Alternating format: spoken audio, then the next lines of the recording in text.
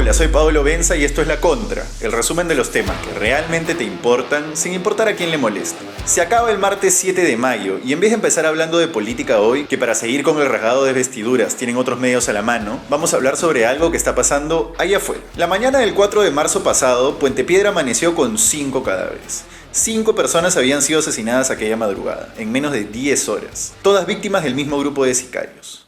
¿Han visto El Padrino? ¿Se acuerdan de la escena donde Michael manda asesinar en simultáneo a todas las cabezas de las familias rivales mientras se consagra a Dios? Bueno, más o menos así, pero sin el glamour. El sicariato en el Perú ha dejado de ser una historia de morbo y personajes romantizados para convertirse en una historia sucia, peligrosa y cercana a la realidad. Porque sí, ese 4 de marzo Lima Norte amaneció con 5 cadáveres, pero la misma noticia, casi calcada, se puede encontrar para diciembre del año pasado o para abril de este año, hace apenas un mes. San Juan de Miraflores, San Martín de Porres, Los Olivos, y lo mismo ha pasado en Lima Sur, Villa María del Triunfo, Villa El Salvador, etc. Solo pongan en Google, Lima 5 asesinatos, y hagan la prueba. Parece que cada 2 meses se reeditara una matanza masiva por encargo en Lima y hay gente que no se entera. Y es hora de que se enteren. En los llamados conos de Lima, el crimen violento es amo y señor del territorio. Y ni siquiera tan en los conos, porque el Lince y el centro de Lima han vivido 3/4 partes de lo mismo. Sicarios y extorsionadores son tanto más dueños del territorio que ciudadanos y autoridades, que entre ellos mismos ya empezaron a pelearse por las zonas de operación delictiva. Según un informe de la periodista Avia Ardiles, los 5 asesinatos simultáneos de marzo en Puente Piedra, de los que les comencé hablando,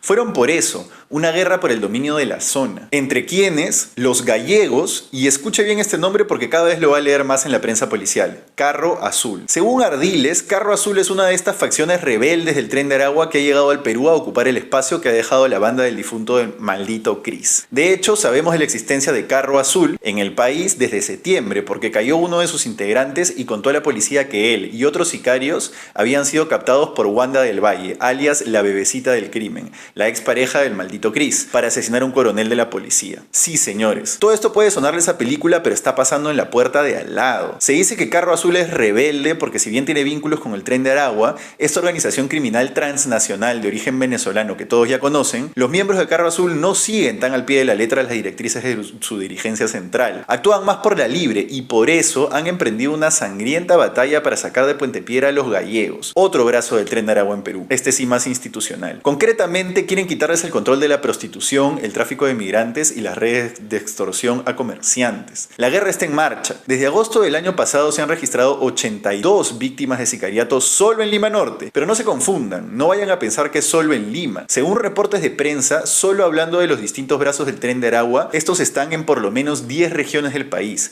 Y claro, al Tren de Aragua le ha salido competencia peruana también. Así que la extorsión y el sicariato están por todos lados. Les dejo 2 ejemplos. Uno es Trujillo. Va en su tercer mes de estado de emergencia y la semana pasada se reportaron 6 ataques con explosivos. 4 de ellos a casas particulares y 2 a colegios. Sí, escucharon bien, colegios. Colegios donde estudian niños que podrían ser sus hijos. Bombas y balazos contra colegios privados a los que quieren cobrarles cupos de entre 50.000 y 150.000 soles. Ese es ahora el modus operandi de estos miserables. El gerente de educación del gobierno regional de La Libertad, Martín Camacho, dijo a RPP que son 150 los colegios extorsionados en Trujillo. 150 colegios. Y otro ejemplo, Arequipa. A mediados de abril hubo todo un despliegue policial con cámaras y prensa para poner 1000 efectivos en la llamada zona crítica del sicariato en la Ciudad Blanca. Estamos hablando de la zona que circunda varias cuadras de la avenida Andrés Avelino Cáceres, cerca al terminal terrestre de minivans, llena de mercados y por ende comerciantes para extorsionar. ¿Saben qué pasó? 10 días después se reportó un asesinato en la zona de Andrés Avelino Cáceres, cerca al terminal de minivan. Una prostituta venezolana fue la 10ª víctima de los sicarios que han tomado la ciudad, y todo esto en pleno estado de emergencia con los policías ahí. Entre las principales ciudades del país, los delincuentes tienen en vilo a más de la mitad de peruanos. Hace 2 días asesinaron a balazos al secretario de Economía del centro comercial Mega, en Comas. Miren, acá hay que entender algo. Va a ser imposible que la Policía Nacional enfrente esta ola de delincuencia violenta con las mismas herramientas de toda la vida. Y es que lo primero es saber diferenciar. Una cosa es el delincuente que te arrancha el celular irregular, etc. Y otra, el crimen organizado violento. Yo le llamo a lo segundo de frente, crimen violento, que comprende sicariato, extorsión, cobro de cupos y algunos delitos conexos, como explotación sexual y tráfico de personas. Quienes se están dedicando a eso en el Perú son, como decían antes, otro lote, otra cosa. La policía sí realiza cada tanto algunas capturas, pero no alcanza. La pus vuelve a brotar más rápido de lo que secas la herida. Entiendan, no es la delincuencia común a la que estamos acostumbrados, y aquí hay que hacer un paréntesis breve. Hay que ser firmes en decir que no todos los venezolanos son delincuentes. De hecho, la gran mayoría de venezolanos en Perú son gente honesta y trabajadora, que ha llegado al país a ser patria, a buscarse el pan huyendo de la dictadura chavista. Nos hace muy bien, de hecho. Sin embargo, sí es importante notar el componente importado que tiene el crimen violento en Perú hoy. Desde que llegaron los primeros brazos organizados del Tren de Aragua al Perú, después de la gran migración del 2017, el nivel de violencia del crimen ha subido drásticamente. Insisto, son un porcentaje ínfimo de los venezolanos trabajadores y a estos los estigmatizan erradamente por culpa de aquellos. Pero ojo, no es útil ocultar que estamos ante una organización que opera en varios países, con cadena de mando transnacional, con métodos sangrientos importados de realidades a las que no estábamos acostumbrados, es decir, de Venezuela. Y claro, ahora el Tren de Aragua tiene competencia. Le han salido bandas de imitación peruana que copian sus métodos sangrientos al dedillo. Me lo decía el otro día un colega que tiene años cubriendo policiales. Antes de la llegada del Tren de Aragua no se veía ese nivel de violencia. Asesinatos, robos, delincuencia. Eso hubo siempre en Perú. Pero no que te desmembraran y lo transmitieran por Facebook Live. No que un sicario te mate por 400 soles y no pase absolutamente nada. Termino ensayando las 3 posibles vías de solución, advirtiendo que no soy experto en seguridad ciudadana, por lo que los expertos tendrían que cosechar sobre estas ideas. Una, que es crítica, es construir o remodelar una cárcel masiva para que sea de verdadera máxima seguridad. Hoy los cabecillas siguen extorsionando desde prisión. La cárcel tiene que bloquear toda comunicación con el exterior, absolutamente toda.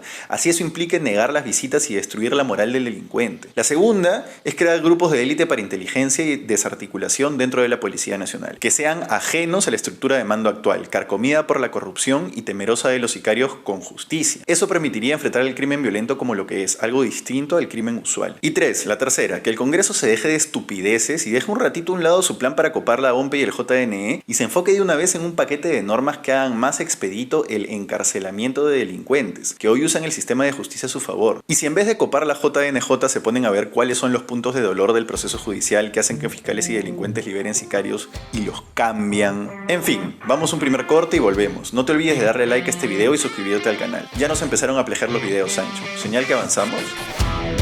Anuncia en La Contra Podcast la información que necesitas sin importar a quién le moleste. Hemos empezado este proyecto desde la sala de Paolo Benza y para garantizar la sostenibilidad de este espacio te necesitamos a ti, a tu bolsillo, a tu aporte, a tu sencillo.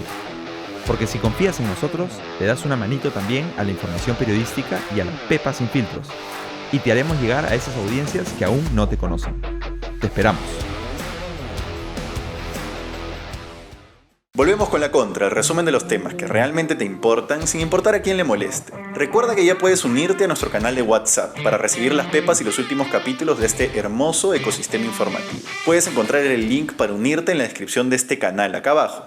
Ahora sí, vamos con los titulares. 1. La presidenta le bajó el dedo a la piel más temida. Esta es otra exclusiva de La Contra. Ya todos saben que la ministra de Cultura, Leslie Urteaga, anunció ayer una reestructuración al programa de estímulos económicos que da su cartera al cine peruano. Lo hizo en medio de una polémica surgida de la mera nada en torno a La piel más temida, del cineasta Joel Calero, una de las películas que ha recibido ese dinero del Tesoro Público. Pero lo que no saben es de dónde vino la orden. Y como aquí en La Contra tenemos fuentes que nos datean en todas las instituciones de las que ustedes quieren saber, aquí va la historia detrás. La orden vino directamente de Palacio de Gobierno y fue transmitida a través de la presidencia del Consejo de Ministros. Así nos lo han contado fuentes de alto nivel del Ministerio de Cultura. El viernes, funcionarios de esta cartera buscaban desesperados encontrar una copia de La piel más temida. No se atrevían a llamar a su director, Calero, porque qué roche. Lo que pasa es que en el Mincul pensaban que en su archivo solo tenían una versión preliminar de la cinta, que no podían mostrarla a la persona que requería verla porque contenía escenas no publicadas que podrían agravar la situación. ¿Quién había pedido ver la película? La presidenta de la República. Quedado que ahora ya nunca declara a la prensa, parece que tiene tiempo de prepararse una canchita y ver un largometraje. El caso es que en el Mincul nadie daba con la versión final de la película el viernes y nadie se atrevía a llamar a Calero ante el riesgo de que lo cuente públicamente. Hasta que al final alguien en la DAFO, la Dirección de Audiovisuales del Ministerio, la encontró. El caso es que ese fin de semana Boluarte vio la película, porque luego bajó una orden directa al ministerio. Hay que hacer algo con ese programa de estímulos. Así nos lo dicen específicamente nuestras fuentes. Y a la ministra Urteaga no le quedó más que atracar y anunciar lo que ya todos sabemos. ¿Cómo se va a reformular ese programa de estímulos? No queda claro. Lo que sí queda claro es que sería una monumental estupidez crear, como ha propuesto el congresista Muñante, una comisión multipartidaria para investigar este tema. Un despilfarro de recursos y personal. Y lo mismo con poner a militares a opinar sobre las películas. Queremos vivir en un país donde un uniformado decida qué es correcto. Dimensionen un rato lo que eso sería. Pero lo que sí está claro es que Boluarte sintió la presión política y se movió tras bambalinas, como hace todo desde hace un tiempo. Lo que es yo, esto es lo máximo que les voy a decir sobre la película, las movidas políticas detrás. Y cumpliré así una semana sin dar ninguna opinión sobre el tema. La razón es sencilla, no la he visto. ¿Ya tomaste conciencia del tremendo imperio de donde provienes? Abrazo. Sé que es un tema potente, pero un amigo en cuya opinión confío mucho me ha dicho que es aburrida y plana, sin mucha evolución en los personajes. Y por ahora he decidido creerle. 2. Una noticia remece la aristocracia minera de este país. Ayer la gigante suiza Glencore cerró la venta de la minera peruana Volcan al conglomerado argentino Integra Capital. Lo más interesante es la cifra. Glencore les ha vendido su 55% de participación en acciones clase A apenas a $20 millones, además de que respaldará una oferta pública de adquisición por $40 millones. Es una cifra mucho menor al valor bursátil de la minera peruana, que saca, entre otros, plata, plomo y zinc en Cerro de Pasco. ¿Por qué Glencore mostró tanta premura en deshacerse de su participación de control en Volcan, incluso al punto de malbaratearla? Una respuesta podría estar en el puerto de Chancay. Sí, otra vez Chancay. Pasa que Volcan es accionista minoritario del proyecto Chancay, donde la estatal china COSCO Shipping tiene el control mayoritario. El año pasado hubo un chongazo a la interna de Volcan por este tema. En sencillo, un grupo de accionistas de Volcan quería escindir su participación en Chancay del resto de la empresa. ¿Quiénes? Las familias Letts y Picasso, dos de los apellidos con mayor fortuna del Perú. Pero Glencore se oponía a separar el puerto de la minera. En octubre del año pasado hubo una junta de accionistas en la que finalmente los directores de ambos bandos habrían chocado por este tema. Pero al final se habría impuesto la posición a favor de escindir de los Letts, que son parientes de Jaime Bailey, y los Picasso, por encima de la voluntad de Glencore. Y eso a pesar de que la Suiza era dueña mayoritaria. Hoy por la mañana, al día siguiente de que se anunció que Glencore vendía su parte de Volcan, finalmente ingresó a la Superintendencia del Mercado de Valores la escritura de escisión de su negocio portuario en Chancay, que ahora será independiente de la minera. La movida será efectiva este mes. ¿Quién ha comprado Volcan, una de las compañías más famosas del Perú? Detrás de Integra Capital está el millonario empresario argentino José Luis Manzano, oriundo de la ciudad serrana de Mendoza. Él tiene más de 20 empresas en distintos rubros en su país, incluidas firmas energéticas, mineras y hasta medios de comunicación. 3. En corto, a mediodía se suspendió el debate en la Comisión de Constitución sobre el predictamen que, entre otras cosas, desaparecía la Junta Nacional de Justicia y estipulaba que al jefe de la OMPE lo nombre el Senado. Lo segundo, por supuesto, es un despropósito. Como dije ayer, ¿qué independencia podría tener el encargado de organizar las elecciones si su cargo y su vida dependen de algunos de los partidos que van a participar en esas elecciones? Es decir, de los que lo eligieron porque tienen bancada en el Parlamento. Es absurdo por donde se le mire. Lo de desaparecer la JNJ, la verdad, no me mueve tanto el pelo. En general es obvio que desde hace un año hay un bloque que avanza como una aplanadora sin resistencia para copar y controlar todo lo que pueda. Y la joyita de la corona, está claro, son los organismos electorales. Se han prometido que nunca más les ganan una elección por décimas. Yo la llamo la alianza anticaviar del Congreso, porque casi todos sus movimientos se pueden anticipar como un combate al progresismo en el aparato público. Eso es cierto, pero una dictadura congresal, eso ya es rasgarse las vestiduras y no entender cómo funciona la política peruana. ¿Saben realmente lo que es una dictadura quienes dicen eso? En fin, más que profundizar en ese concepto, prefiero que se queden con algo mucho más realista. Estamos viendo un desbalance planeado y prolongado del equilibrio de poderes, donde, valga la redundancia, el poder se está concentrando en una sola coalición en desmedro del resto. Y lo otro que voy a dejar apenas como una pregunta, que estoy seguro que el progresismo nunca se hace: sí, necesitamos un órgano de control de jueces y fiscales autónomo, por supuesto, pero la justicia en el Perú está mejor ahora que antes de que se creara la JNJ. Díganmelo ustedes. Y me adelanto a una respuesta. Sí, yo sé que las reformas de este tipo toman tiempo, pero hemos visto algo, algún avance, algún indicio de mejora en la labor fiscal y judicial fuera de aquella que está vinculada a la política. Es apenas una pregunta. Yo los leo. Vamos a un último corte y volvemos con un bloquecito internacional. Recuerda recomendarnos con tus patas. ¿Quién te cuenta las más calientitas como nosotros? Anuncia en La Contra, el nuevo podcast para monetizar de Paolo Benza. Ya somos una comunidad de más de 50.000 personas que siguen nuestras pepas día a día, que está creciendo en TikTok y hoy necesita de tu apoyo en esta comunidad de YouTube. Llámanos, contáctanos, escríbenos, que te estaremos esperando. Y de paso te contamos algunas pepas sin compromiso.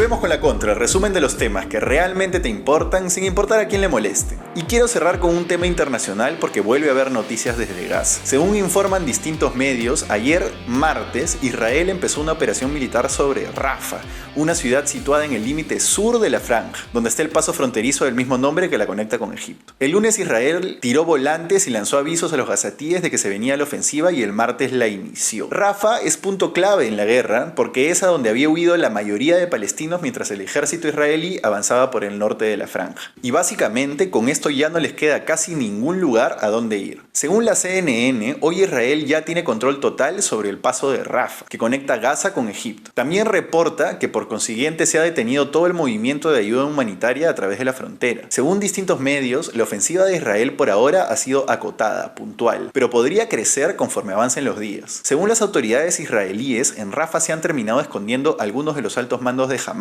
y han ido para allá a buscarlos. Los gazatíes han tenido que retirarse de la ciudad a campos de refugiados a las afueras de la misma. A la par, Israel desdeñó la posibilidad de firmar una propuesta de cese al fuego que sí había aceptado Hamas, como parte de una tregua promovida por Qatar y Egipto. Sin embargo, el periodista especializado en seguimiento de conflictos internacionales, Nacho Montes de Oca, asegura que el acuerdo aceptado por Hamas en realidad era su propia propuesta y que todo indica que sería solo una jugada para que parezca que Israel no acepte el cese al fuego. Como dijo hace un tiempo el sabio Pepe Mujica, el conflicto en Gaza es un fracaso de toda la humanidad. Y la payasada de hoy también es internacional. Tras unas muy democráticas elecciones en una muy saludable democracia, donde no se presentan candidatos disidentes porque todos se caen extrañamente por las ventanas o se intoxican de muerte, hoy ha jurado Vladimir Putin para un nuevo periodo como presidente de Rusia. Su quinto, para que se entere. La payasada se explica sola. Eso fue todo por hoy en La Contra. Disfruta, comenta, comparte este video en la noche de hoy o en la mañana de mañana, como más te acomode. Y recuerda, cuando se estrene este episodio va a estar rondando la pelotita en el Monumental para ver al club más campeón del Perú en la Libertadores. Salga como salga ese partido y dale U, en las buenas y en las malas. Nos vamos para allá.